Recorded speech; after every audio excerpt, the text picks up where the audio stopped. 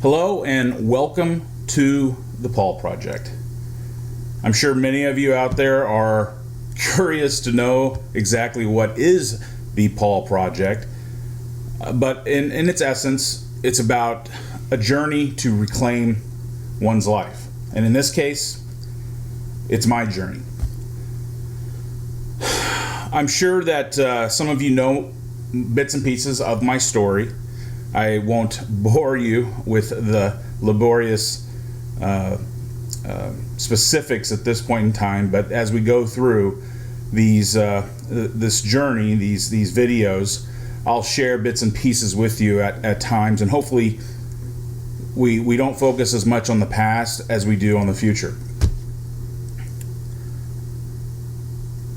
You need to understand why this is occurring for me.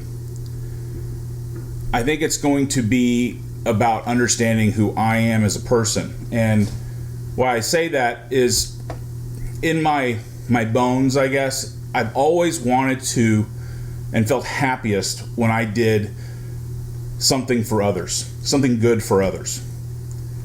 It's like the old adage, Christmas time, where, do you get more out of getting gifts or giving gifts? And for me, it was always about giving. I always loved to see the look on others' eyes and faces when they received something special, something I put thought into.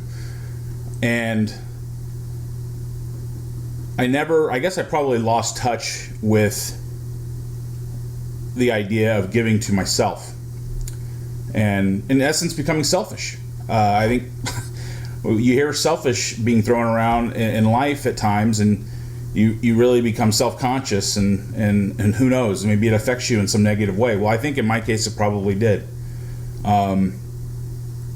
But in this case, again, moving on to the future, we have a long journey for me to start about giving back to myself. And to get an idea from your perspective, now looking at this, I think it's probably going to be important what the starting point is of the Paul Project. I've had this idea actually for about a year before I moved into this lovely establishment, which is my little cubby, I'm calling it. Not as much as my homes or home I was in prior, but I guess the starting point, that the actual beginning of this was August of last year, 2015. I have been seeking help for years about what to do, either with my weight, but also with my back issues, which is a huge part of this. And I'll share more of that with you as we go on. But last August, after receiving some help from a few friends, I was able to finally get insurance to sign off on a pre-bariatric process for me. Now, what that means is that, because with insurance and all those things, I needed to qualify, first of all, and that was not easy. There was a number of months and days and phone calls and hours on the phone that were required of me, but we finally got through that. I got through that and made my case, and was able to finally get into the University of Washington's weight loss clinic. Met with a Dr. Kandawal there, and they started me on this process. Now, part of this process was for me to see, I can't even tell you how many doctor appointments I've had in the last 10 months. I mean, to say 40 might be close, but it's a lot. A number of tests that have been done on me. Some of those tests did not go quite as planned. And again, I'll share some of those stories as we go through these videos. But I think the point is that I had to go through a lot in order to get to a point. Now, August was the beginning of those doctor appointments. I am now coming to the end of that process, and I think that's why I'm starting this video, this video stream and/or episodes, I guess you would call it, at this point in time. It's because I want to share what happens as I go through. There's a lot that's happened already, but I want to really share what happens going forward. When I started the pre-bariatric process, part of it was the doctor required me to lose 5% of my body weight. Now, you're probably going to go, okay, what's the big guy weigh? Well, in this case, the big guy started at 546 pounds. That's a lot. Now, for someone who played college football, college baseball, I played at college football about 275, even 280, and I'm 6'1", a little under 6'1" technically, but I always round up. I played baseball around 250, so I was always a big guy, and I carried my weight pretty well. Ran a sub 6 minute mile when I played football. For me, I was so active all the time, I just didn't, I guess, care as much. But when you get out of school and out of the constant working outs and so forth, it all catches up with you. And I'm not the only one this has ever happened to. And now, after really 20 years since leaving school, being now 42 in just a few months, July 5th, I felt like this is it. This is my last shot. And so I had to lose 5% of my body weight. My mind was going in so many different directions that all I could think of was, let's focus on one piece at a time. The doctor made it simple for me when it came to working out. And with my back issue and the pain that I suffer, it's grueling. And again, I'll cover a lot of this in future videos. But I needed to do something that was low impact, but I could do it for enough period of time to burn cardio calories, get your heartbeat up, all that kind of stuff. And what I was able to do is get in a pool. And that's what he said. He said, go get in a pool. And so I got in a pool. I didn't have any workout plans, had no direction on what I should do in the pool. Now I know how to swim, so that's a good starting point. But being in a lot of the physical pain, a lot of what I could do was limited. So I just started walking, and I just started to try to push myself each day, try to do a little bit more. And what we've been able to do is get myself to actually swim and walk daily. I work out 5 to 6 times a day now, a week, I should say. And in my case, it's been months again getting to this point. And I could not work out 5 to 6 times a week regularly because my body just couldn't put up with it. I mean, still to this day, I had to put all kinds of pain relief gels and so forth. Even last night on my legs and my hip because of pain and other pains outside of my bone and back and nerve issues that I was suffering from just last night. So for me to continue to keep this process up, I need to try to keep the palace in good shape.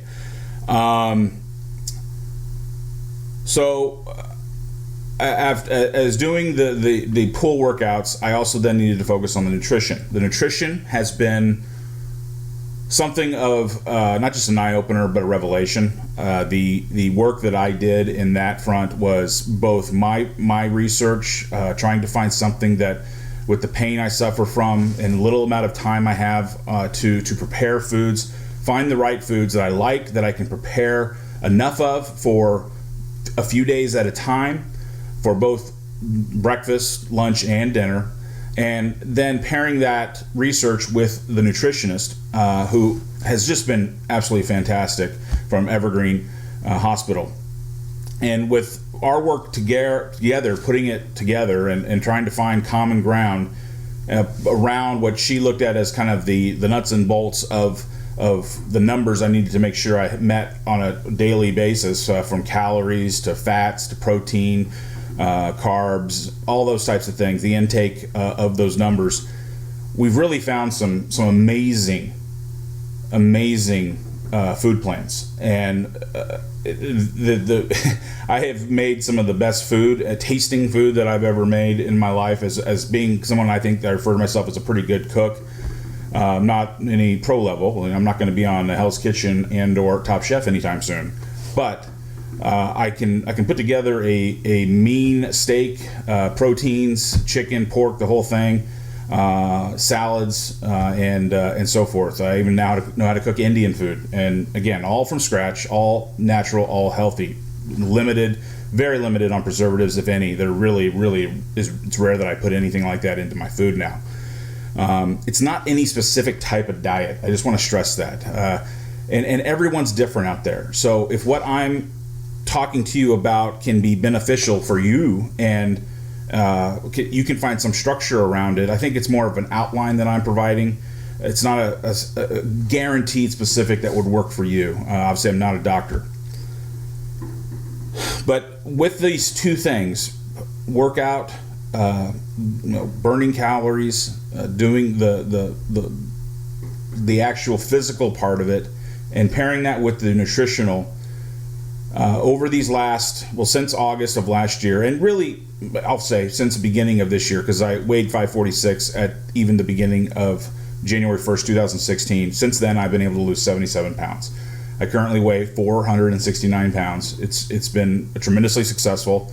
The nutritionist refers to me as her superstar. She's never had a pre-bariatric patient lose this much weight ever that she's worked with, and I'm just continuing. There's no stopping here.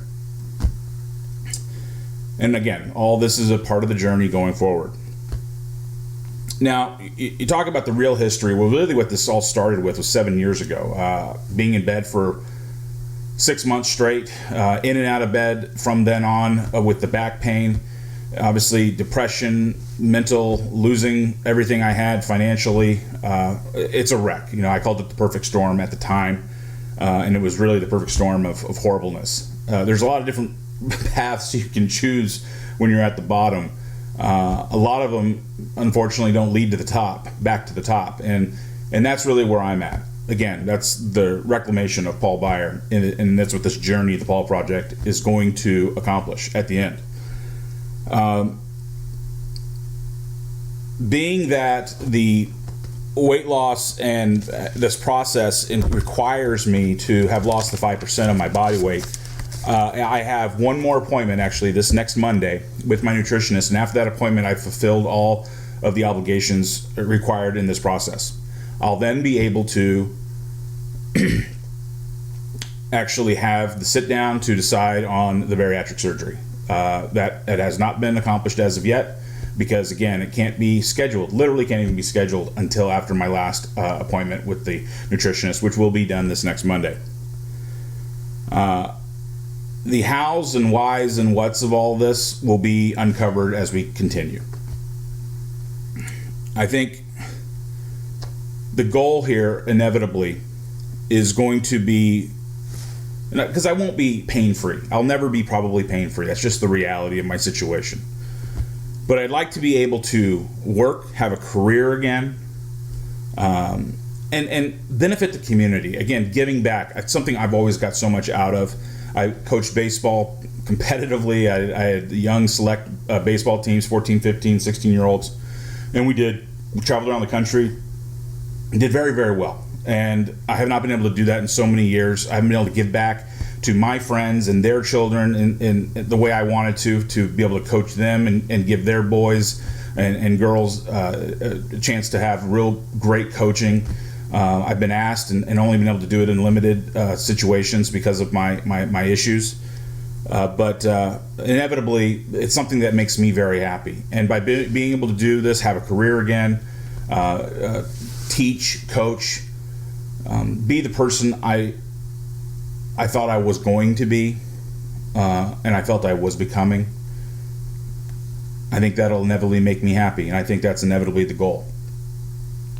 So, as I kind of come to this initial 15 minutes, I guess, of talking to you, or so, give or take a few seconds, I'll start with letting you know where you can follow this journey. First of all, I'll be on YouTube at The Paul Project. You can follow my Google Plus at The Paul Project #1.